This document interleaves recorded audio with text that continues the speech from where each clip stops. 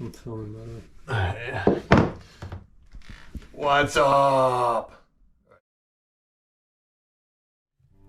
2023 and season 4. I think this will even go to 2024. I don't know.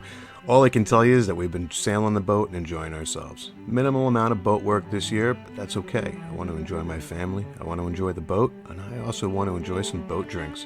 Nothing better than being sun-kissed on the water. I hope that you guys have really enjoyed these videos, and if there's something you want to see, I implore you to reach out and ask me, and I'm more than happy to record it for you. Boat work is my favorite, so if you have some need for a helping hand, by all means, just reach out. I'm here. But until then, I hope you guys hit that like and subscribe button, and cheers to you in the water. What's going on, people? Well, today, Jason and I are back here. Monday, it's coming out, is basically just me measuring what I'm doing in here. Today we have the jack plate, and we'll talk more about this in a few minutes. So essentially what we did here, well, either way, we'll talk about this in a couple minutes, but this is the jack plate. What I'm trying to do today is just see how much material I'm going to have to remove in order to get the plate to sit flush. I don't really want to cut too much off. This is actually the top, but they're essentially the exact same size pieces of steel. So I have a grinding wheel, I have a multi-tool, and essentially what I'm just doing is, we can see the glass stub down below, right here. And I need to chip out some of this putty just to get a nice level surface, so we can get good compression here. So what I'm going to be doing right now is basically just cleaning this up a little bit using both those tools, and then I'm going to take my saw, cut one of the plates, and get this installed. And then essentially you're done. After that, you can remove your bracing, you can go get re-stepped, but what we're going to do is we're going to get it in place, we're going to leave it there, and in the spring, make sure we don't want to do any more wiring, right? We have the whole winter to do essentially what we need to do. And then in spring, once we get our wiring done, I'm going to take the plate back out, I'm going to rubber coat it, and I'll explain to you why in a minute. And then I'm going to pour, after I get it in place, about 1 inch of resin to encapsulate the bottom plate, so there can be absolutely no shifting. About 1 inch of resin on top of that. So that's where we're at today, man. We're installing her. Here we go.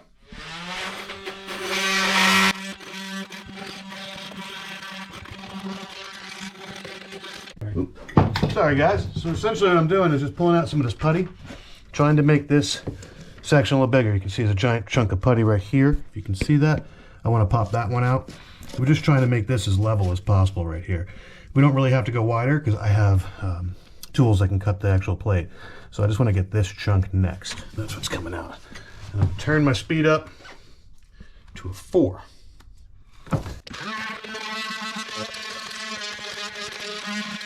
Perfect. Now we're going to take a screwdriver and pop that out. 1 second to get the driver. And of course, it is a Phillips head. There. This is the piece of putty that we just pulled out.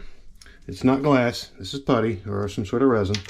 Now, we got that pretty good. I might still take out this little chunk. See if I can't just... No, I'm going to have to giggity it out. And just for giggles, yeah, we're going to have to take at least 1/4 inch off each side of that. But let me go a little deeper. Nice. There's the chunk I wanted. All right, so we got that done. I will say a wire wheel is very difficult to fit in here. Very difficult. Let's see if I can do it. I may have to get a cup. And if you guys know what a cup is, instead of it being, you know, wide, it comes down and you can hit it straight up. But yeah, this is going to be impossible to use, and it's going to cause more damage. So, or some damage. We don't want to damage anything. We just want to shave.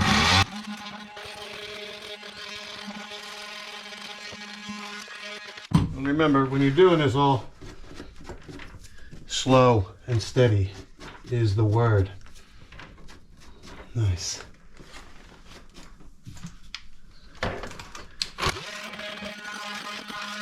Nice and slow, just little bits at a time.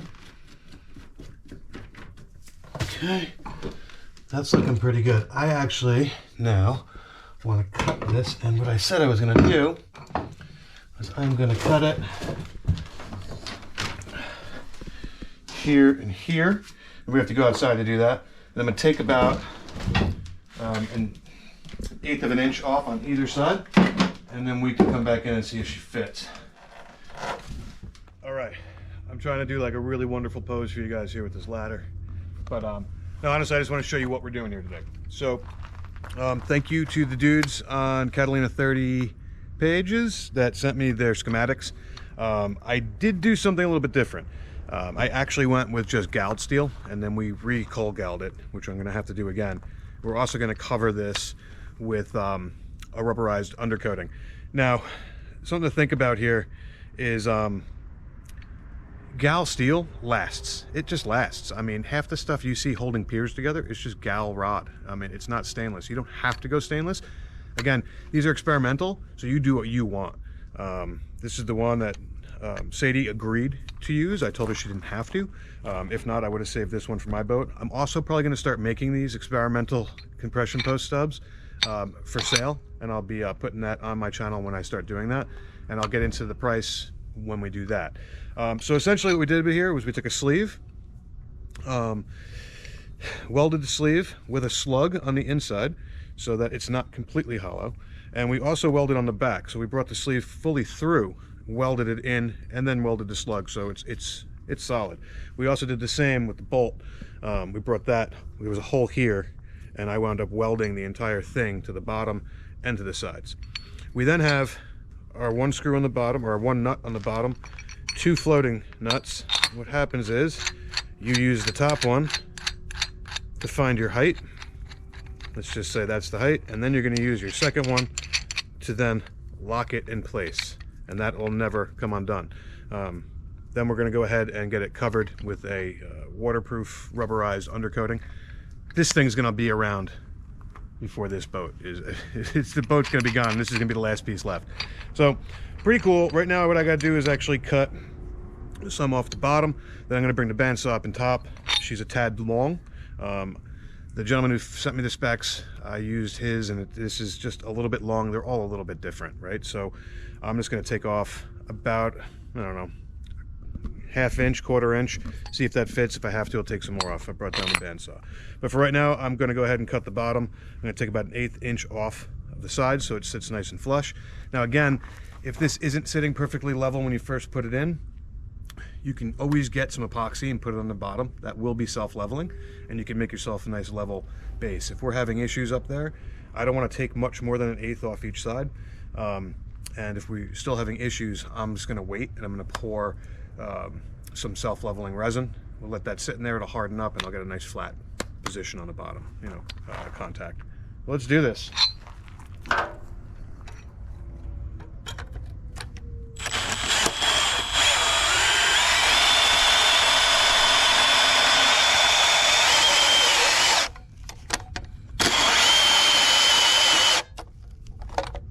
Wear gloves, people.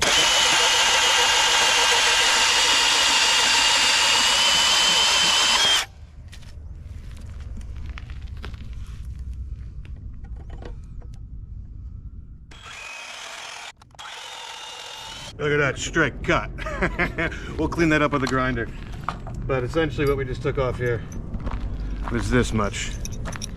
Not much. If I have to do some more, I'll do some more, but pretty thin. And now that'll be the bottom. I'll cold gal that after I grind it down. We're gonna run up real quick and see if this fits, and I'll be right back. All right, so we got this trimmed up to size. Again, inside of here, I have to do a bit more digging to get more of a level, but we're gonna also be pouring epoxy, so I'm not awfully concerned about it right now. But this is also too tall off that schematic I used, so I'm gonna take off. I'm gonna come down to right here. I'm gonna take off about 1/2 inch. So,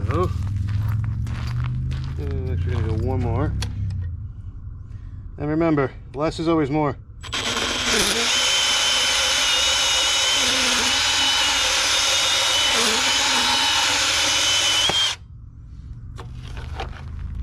That's all we took off. Now if I have to take off more, I'll just go down to another thread.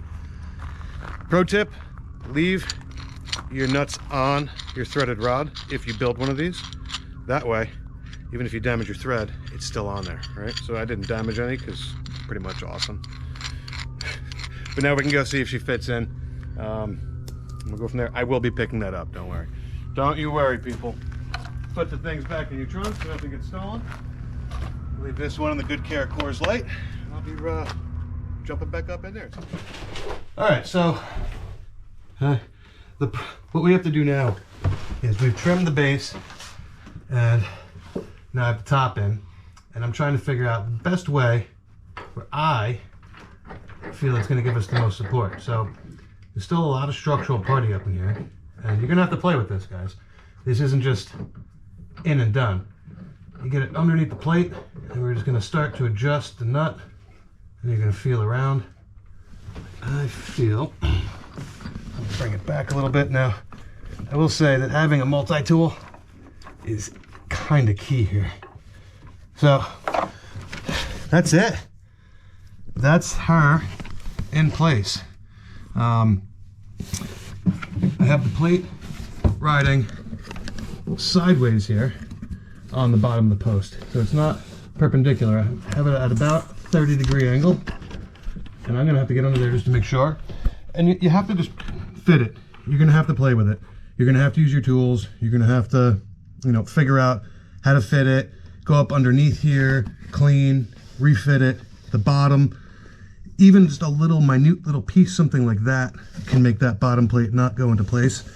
So once you get it in, we're gonna go grab our wrenches and give it a turn so we know that we have proper pressure. And unfortunately, there's nowhere to get a torque spec on that. But I'm gonna give her a couple of turns. And now, again, I'm gonna come down here and I'm gonna get a level on it. But right now, for today's video, I just wanna make sure that we're getting enough pressure on the plate, that we're making contact. Oops, sorry, hit the camera there. Don't hit the camera, man. And don't over tighten this. If you do, you can pop the roof. There's no way I'm moving that, but you can see she's not perfectly level, so we're not gonna go crazy. But I am gonna be putting epoxy. I'm basically gonna run a piece of trim right across here, and I'm gonna put some epoxy in here, so no matter how she's sitting, which we will get level, I'm gonna have to dig a bit more out on this side. We'll get the epoxy in there to create a brick, so to speak, to hold this in. But now essentially, let's just say that you were in your last position. You'd now bring this up. Sorry. And then give that a little turn. That will never come undone. Especially once we get it hit with the foam. Actually, just so I know that I've done this, I'll give it a little bit more of a turn. Keep them underneath. Oh yeah, she ain't going nowhere. She ain't going nowhere. That's it. So let me get some levels and stuff, but to tell you the truth, I don't think I'm gonna get it perfectly level today, just because I need to get in here and do a little bit more chipping, and I'm gonna lay some resin for a flat base, which I think will be a little bit better. But that's essentially it, guys. That's it. Not a hard job. Let me think here. Let's assume that we were leaving it as is right now, which I think would be perfectly safe. In my opinion, I would sail the boat as is. We've got, I'm calling that an hour to put the post in because I had to drive down here and I live 20 minutes away. It took us 10. I'm calling this 4 hours to dig out the old post because Jason and I came down, we both drove here. It took us three and a half hours to, I'd say 3, right, Jason? Probably. It was 3, probably like 12 to 3. So that was a bit. I fixed this lighting so you guys can see me. And then today, I'd say a solid 2 hours to this point. So again, this is totally safe to sail now, that even though it's a little off camber, I could technically adjust that if I was gonna be leaving it in that spot. But knowing that I'm pouring resin in the spring, I'm not gonna even bother. But if you are finishing it today, you could use some leveling putty. That's what I would probably use in leveling putty. Mix it with some sawdust, thicken epoxy, so you get your base plate perfectly level and up onto it. Now that's only off by, I don't know, she'd say she's off by 3 degrees, 4 degrees. I could fix that with leveling putty and be done. But knowing that I'm taking that back out so I can put more wires, and I'm pouring a layer of epoxy over it so that it can never move again. I mean, if that ever breaks, we're going to have to chip all that epoxy out in order to get that plate out. Actually, that's going to be up to Sadie, but I think she's going to go with that one as well. That'll keep it from shimmying around.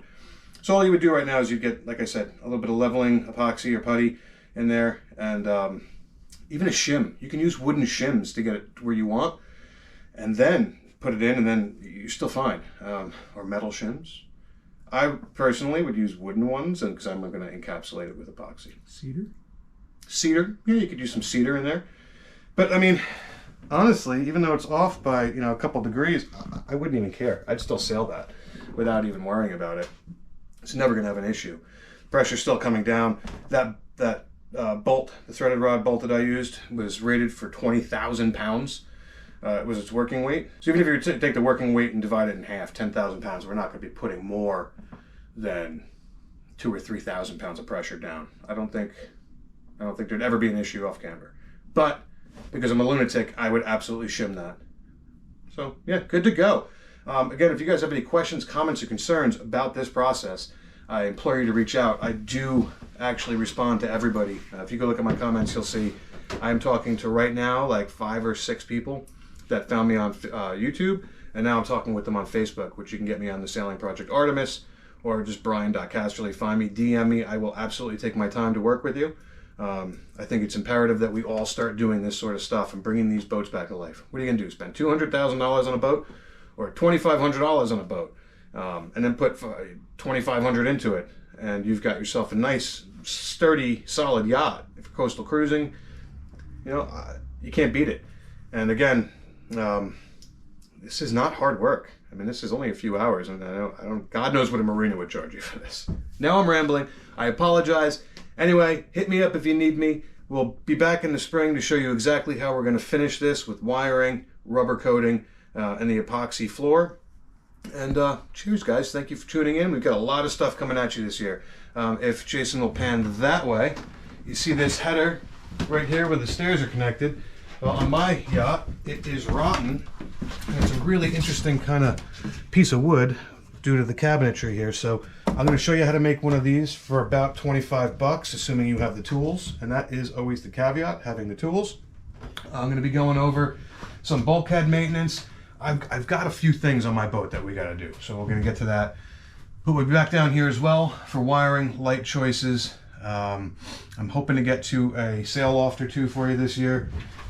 But unfortunately, when it comes to this Catalina's work, except for interior stuff, we are basically coming to the end of workable season. Weather's getting too off, so I can't finish the keel. I can't pour the epoxy. Now, if it gets warm in the next couple of weeks, like today, it's supposed to be 60, but we didn't bring down the material. I will probably come down here, set up a space heater, get this guy when he's back from his Christmas vacation, come down here, hang out, probably make him pick me up at my house so I can come down here, drink a ton of beer, and fix that floor completely, and just be done 100% with that. But that's the caveat, is the weather.